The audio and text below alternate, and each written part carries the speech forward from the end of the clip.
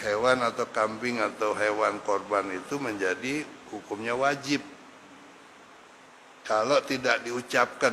Tapi kalau diucapkan maka menjadi wajib. Sebab apa? Di anna izalatul milki ala sabil qurbah la tasul. Dikatakan orang yang sudah meniatin untuk jadikan yang dibeli itu untuk korban, maka dihukumi seakan-akan itu sudah bukan milik dia lagi gitu.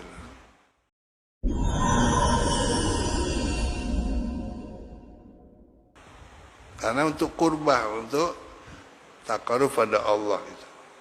Jadi udah nggak boleh lagi dicabut, dibatalin nggak boleh.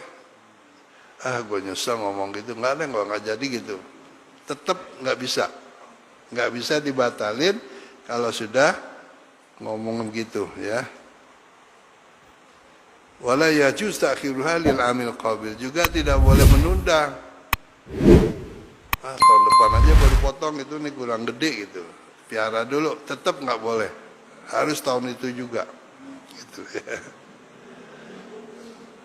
Jadi kalau sudah jatuh wajib menurut mazhab Syafi'i ini patasir wajibatun wa yuhramu hina idzin al-aqlu minha, maka menjadi haram dagingnya dimakan oleh yang ngorban itu.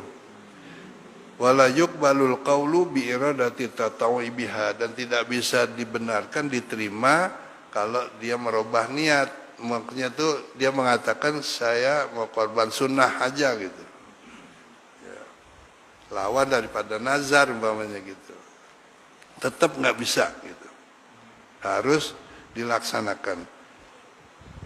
Kalau umpamanya ya dia habis beli kambing yang sudah diniatin, ngomongin buat korban itu hilangnya tidak dijaga gitu, artinya kesembronoan.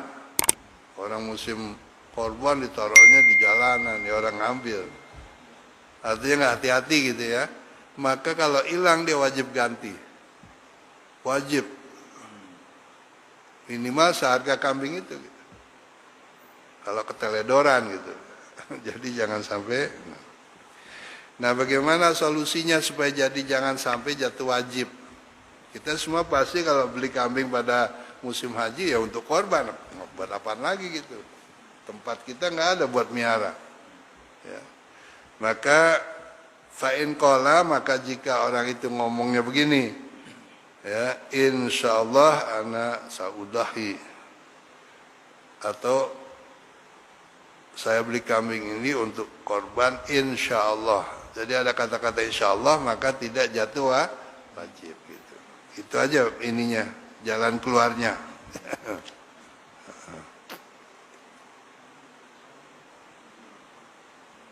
Baik, selanjutnya yang perlu-perlu aja nih, soalnya kalau saya baca semuanya ada 100 halaman, nggak bakalan selesai ya. Nah, sekarang yang diwajibkan atau yang terkena khitabnya gitu, mutalib bil udhiyah ya. Siapa sih yang diperintahkan, disunatkan untuk korban itu? Tadi disebutkan diantaranya adalah mampu kan gitu. Orang kafir juga banyak yang mampu, apa wajib atau sunnah kan gitu. Nah, yang dihitopkan ya bil udhiyah itu huwa al muslimu. Pertama orangnya orang Islam, kafir enggak. Al hurru, orang Islam itu juga bukan budak. Ya. Kemudian al balighu, orang muslim yang bukan budak itu juga sudah balik. Nah ini masalah, nanti perbedaan pendapat di antara fuqaha. Kalau anak kecil gimana kan gitu. Nah ini perlu saya jelaskan nanti di sini menurut pendapat ulama. Al-aqilu, berikutnya adalah yang diperintahkan atau yang disunatkan korban itu akalnya sehat, bukan orang gila gitu. Ya. Al-muqimu, orang itu tidak kemana-mana gitu, tidak dalam bepergian artinya. Al-mustati'u, dan orang itu juga termasuk digolongkan orang yang mampu. Nah, mampu tadi itu tadi menurut Imam Hambali, kalau dia bisa pinjam ya masih disebut mampu gitu. Boleh minjem karena dia nggak ada waktu itu, tapi mampu dia untuk minjem orang dengan catatan dia mampu nanti untuk membayar utangnya gitu. Maka termasuk mampu. Nah, ini yang disebut yang dikhitab gitu ya. Waqtalafu fi mutalabatil musafir wasaghiri biha. Adapun mengenai orang bepergian atau orang yang masih di bawah umur, apakah termasuk sunnah apa enggak? Nah, di sini katakan qala al-Hanafiyatu ammal musafiru, adapun orang yang bepergian, ya menurut Imam Abu Hanifah nih, laisa alaihi udhiyah, tidak ada sunnah korban karena perginya aja udah masyakot gitu. Buru-buru mikinin korban gitu. Jadi tidak ada sunnah. Kalau nggak ada sunnah berarti kalau dikerjain juga ya nggak dapat pahala gitu. Kalau ngikutin pendapat Hanafi, Imam Hanafi. Kalau Imam Malik tusannul uthiyatu li ghairil hajj. Boleh atau sunnah korban asal perginya bukan buat pergi haji. Bukan pergi haji. Jadi kalau dia pergi ke Surabaya kemana-mana musafir, selain pergi haji lah, itu tetap disunatkan korban gitu ya.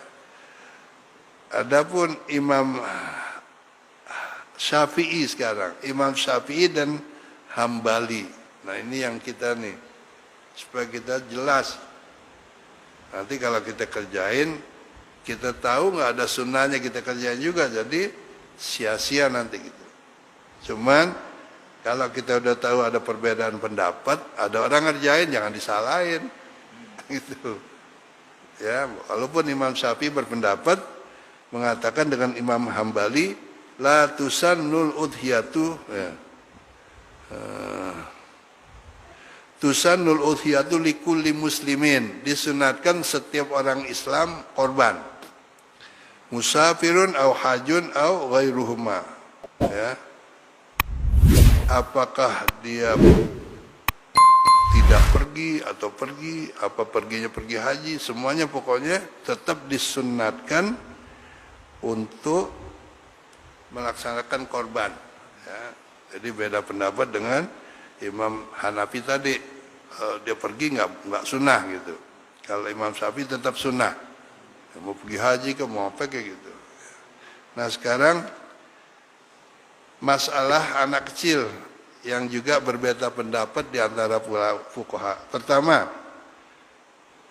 fatajibu 'alil udhiyatu min malihi fi ra'yi Abi Hanifata wa menurut pendapat Imam Abu Hanifah, anak kecil tetap wajib karena beliau berpendapat korban itu wajib.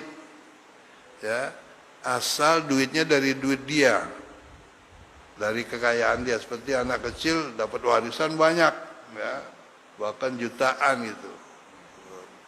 Maka untuk anak kecil yang punya duit tetap wajib korban menurut Imam Abu Hanifah. Adapun menurut Imam Malik, ya, Imam Malik mengatakan tusannul udhiyatu lisagir. Anak kecil hanya disunatkan, tidak wajib. Tapi menurut Imam Hanifah dari wajib kalau dari harta dia. Tapi kalau menurut Imam Malik hanya sunnah.